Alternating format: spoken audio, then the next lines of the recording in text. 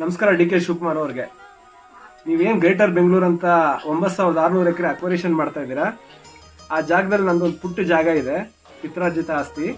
ಆ ಜಾಗದಲ್ಲಿ ನಾನು ಎಷ್ಟು ಅನುಕೂಲಗಳು ಮಾಡ್ಕೊಡಿದ್ದೀನಿ ಅಂತ ಒಂದ್ಸಾರಿ ನೋಡಿ.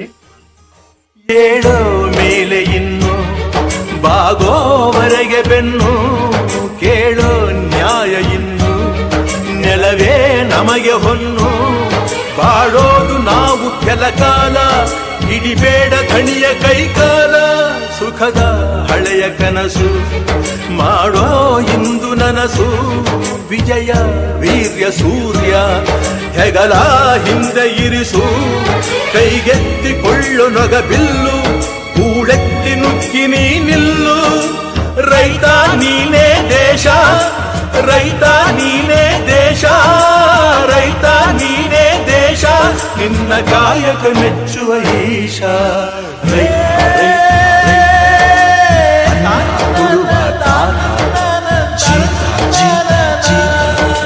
ದೊರೆಗಳು ಬೆಳೆಸಿ ಬೇಲಿಯ ಹೊರಗಡೆ ಬಂದ ಹೂವ ರೈತನ ತೋಳಿಗೆ.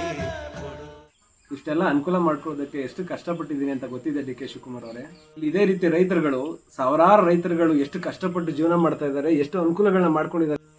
ಏಕಾಏಕಿ ನೀವು ಅಕ್ವರೇಷನ್ ಅನ್ನೋ ಹೆಸರಲ್ಲಿ ನಮ್ಮ ಜಮೀನೆಲ್ಲ ನೀವು ವೆರಿಫೈ ಮಾಡ್ಕೊಂಡ್ಬಿಟ್ರೆ ನಾವು ಇಲ್ಲಿರೋ ದನ, ಕರು, ಹಸು, ತೋಟ, ಅಪ್ಪ ಅಮ್ಮ, ವಯಸ್ಸಾದ ತಂದೆ ತಾಯಿ ಇದ್ದಾರೆ, ಇದೆಲ್ಲ ಇದೆ. ನಾವು ತುಂಬ ಅಟ್ಯಾಚ್ಮೆಂಟ್ಗಳನ್ನ ಇಟ್ಕೊಂಡಿದ್ದೀವಿ ಇಲ್ಲಿ. ನಾವು ಹೇಗೆ ಇದನ್ನೆಲ್ಲ ಬಿಟ್ಬಿಟ್ಟು ನಾವು ಮತ್ತೆ ನೆಕ್ಸ್ಟ್ ಜೀವನ ಏನು ನಮ್ಮದು? ನಿಮಗೆ ಇದು ಜಸ್ಟ್ ಬೇರೆ ಲ್ಯಾಂಡ್ ಅಂತ ಕನ್ಸಿಡರ್ ಮಾಡ್ತೀರಾ, ಬಟ್ ಇದು ನಮಗೆ ಎಮೋಷನ್. ನಮ್ಮ ಜೀವನ ಆಧಾರಿತವಾಗಿ ನಾವು ಇದನ್ನೇ ನಂಬ್ಕೊಂಡು ಬಾಳ್ತಾ ಇದ್ದೀವಿ.